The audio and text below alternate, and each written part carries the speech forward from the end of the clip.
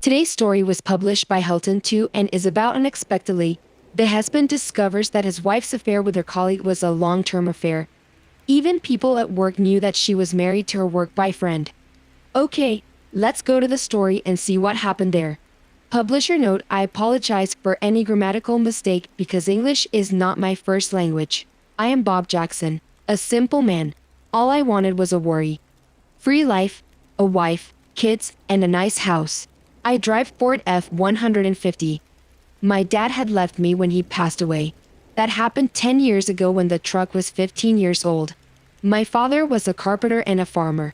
My mom worked as a maid at Hotel Route 66 outside of Bells, Tennessee. I grew up in Bells. I live in typical small-town life.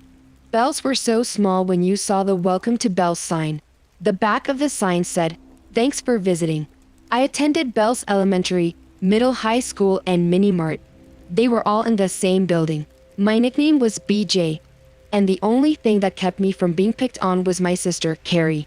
Carrie's boyfriend was the local thug, and his girlfriend's brother was off limits as a consequence. But as I said before, I wanted a simple life. School was okay for me.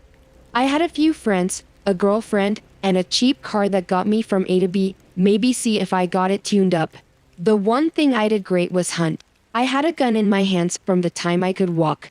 Okay, stumble. And so what if it was a cap gun? So when the army recruiter came to town, he sent me on becoming an army ranger. My dad wasn't police, but he understood that I needed to make my own path in life. After graduation, I joined the army. My station was at Fort Bragg, North Carolina. When the drill sergeant first saw me, he told me, "Get back on the bus and go home. Ranger school is for grown-ups, not little boys." I was a little over 5 feet, 7 inches, and weighed about $150. But it didn't faze me. He was used to people underestimate me. After the first night in the field, the drill sergeant never underestimated me again. The drill sergeant thought he would sneak up on me, but instead he ended up looking down the business end of my M16. It was 3 a.m., and I am the only one who heard the drill sergeant moving around in the woods. By the end of Ranger School, I was ranked first in my class. I did my parents proud. Time marched on, and towards the end of my enlistment, I saw some work. I was sent on missions that make you wonder where I've been. But I kept it to myself and didn't tell anyone. While at my last duty station, I earned a degree in accounting in my off time. That's where I met Brenda. Brenda was a very good-looking woman. She was about 5 feet, 2 inch, 103 pounds with auburn hair, with hazel eyes. Brenda turned heads wherever she went. Brenda was hot and she knew it. Brenda was offered the moon by every Eddie and Eddie on the base and in the town. But Brenda was looking for a certain type of man. Quiet, easygoing. And last but not least, someone who she could control. When Brenda met me, she knew she found a perfect mate. The only problem was I knew she was out of my league, and I acted accordingly. When Brenda would smile at me, I looked away. When Brenda was walked toward me, I walked away. Finally, one day, I was in the chapel, waiting on S80 Mass. When Brenda saw me, she knew she had to move fast to catch me before I saw her. Brenda sat down on the pew behind me, and before she could tap me on the shoulder, I said yes. "What can I do for you?"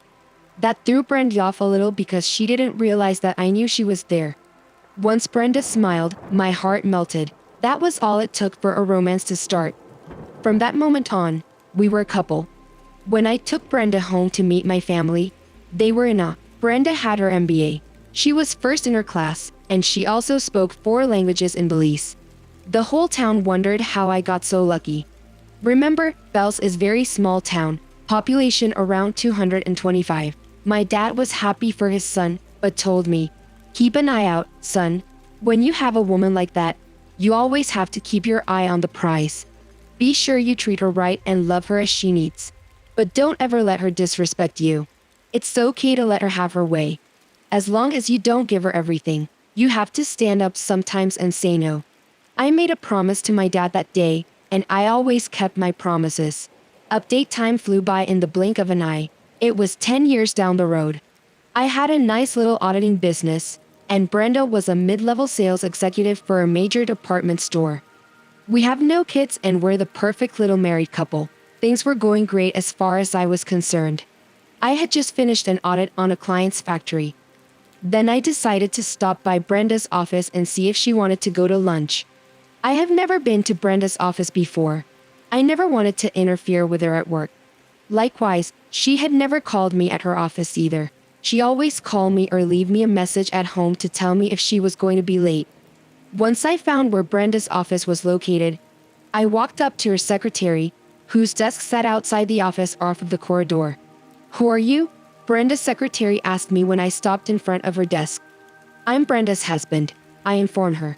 She laughed and told me, "Just move right on. Brenda's husband is 6 feet, 3 inches blonde, good looking, and he works upstairs. Could you just buzz Mrs. Jackson right now? I'm sure we can get this straightened out." Instead, the secretary called security. When the security men got there, they grabbed me to escort out of the facility. Right at that moment, Brenda, not knowing that her real husband was being treated as if I was some sort of nut job, walked out of her office holding hands with the same guy that the secretary had described. Brenda was in shock, but she didn't say or do a thing. As I was led away, Brenda never thought I would ever find out about her and her boyfriend, Don. She and Don had everyone at work convinced they were married, but now things had gotten out of hand. As soon as I was escorted out of the building, I headed directly home to pack my things. I was crushed, but I also a realist. I knew that Brenda's affair had to be a long-term thing. If the people at work thought she was married to the guy, it had to have been going on for a while. On the drive home, my phone rang. The caller ID showed it was Brenda's cell phone. I didn't answer it, but it just kept ringing. I threw the phone out of the window and kept driving. Once I arrived home, I started packing and thinking. I finally realized why. Brenda didn't want kids. Well, not mine anyway. I was saddened by the thought, but it didn't really change anything. She had made a fool out of me, and I wouldn't live with that. Can you imagine it? Brenda's secretary told her that bland little nothing of a guy came right up to me and claimed he was her husband. I mean, that guy was delusional. They laughed at the thought of Brenda with me. I don't know what to say. I don't mean to brag, but honestly, in my dreams, Brenda agreed. It occurred to Brenda that she had always felt that she was out of my league. After all, I was a simpleton and I had served my purpose. Brenda finished out the rest of the day at work and headed home. She didn't have any idea of what to do. She had ducked up and now I knew what's going on. But she was convinced that I would listen to her and she could think up some kind of lie that I would accept. When she pulled in, my car was sitting in its normal spot. Brenda opened the door and called out for me. Nothing. It was silent. Brenda looked all over the house. I was gone. But Brenda didn't cry. She didn't think about it twice in her eyes. I had served her purpose, and now it was on to bigger, better things. She was actually glad that she didn't have to explain the reality of the situation to me. 2 weeks later, while she was out to lunch with Don, her work husband and a couple of the company's VPs, and dressed like a waiter walked up to her. "Are you Brenda Jackson?" asked the man impersonating a waiter. "Yes," she responded, curious but not especially worried. The man handed her a package and said, "You've been served." Brenda turned bright red, grabbed the envelope and ran for the ladies' room. Brenda was ducking, pissed. How could he have done this so fast? And what kind of gall to have her served at lunch in front of everybody? By the time she came back from the restroom, Don had straightened out the mess. He told the VPs that it was an insurance claim. Brenda was glad that Don was there. Update 1. 3 months later, Brenda was sitting in the attorney's office going over the divorce-related paperwork. I wasn't asking her for anything, but Brenda found out a few things herself. "Well," my attorney explained, "Bob has sold his company." That got Brenda's attention. "What? Who did he sell his company to?" she demanded. "His sister, Carrie, I believe," he calmly responded. "For how much?" she asked. "For $2. You will get your check for your share in the mail once the divorce is final," he informed her with a small smirk on his face. "How can he do that?" she asked her attorney. "That company is community property and half of it belongs to me. How dare he? And where is he anyway? Why isn't he here?" she continued, her voice getting louder. My attorney looked at Brenda and laughed. Then he picked up his briefcase and handed his card to her attorney and walked out of the office. About the same time, I was back home at my dad's old house and Bill's listening to an offer for the property since my dad had passed away. The farm belonged to me and Carrie.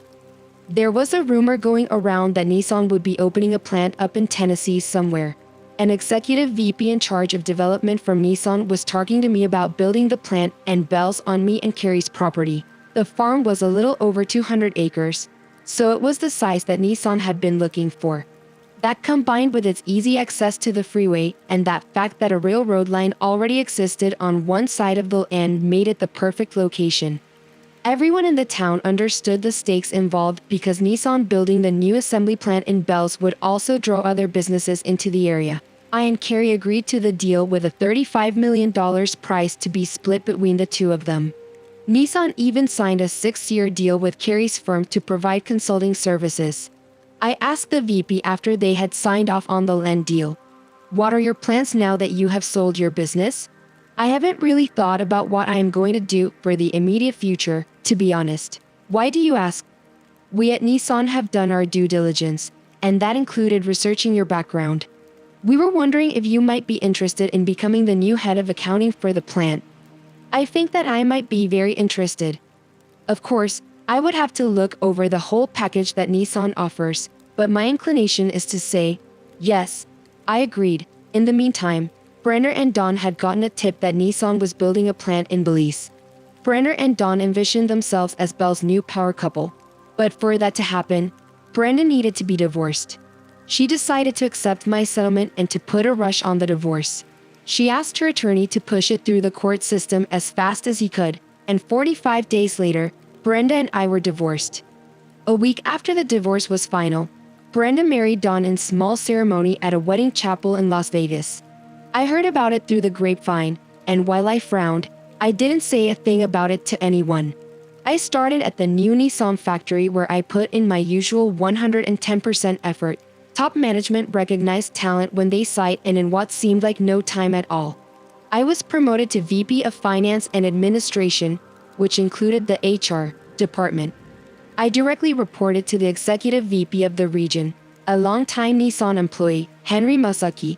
Henry, like me, no-nonsense management style. Update 2: it was 2 years after my divorce, and I was doing very well. I was good at my job and I enjoyed it. I had been very pleased with how my relationship with my boss, Henry Masaki, had developed. We had a great deal of mutual respect and had become close to each other, each relying on the other's judgment. When Henry had asked me if I could come by his office, I had no idea of what to expect, and even more surprised when Henry explained to me that Nissan had purchased the department store chain, whose headquarters were based close to Bells to keep it open and viable. Henry explained the situation and asked me to evaluate the new business, paying special attention to headquarters, personnel and payrolls.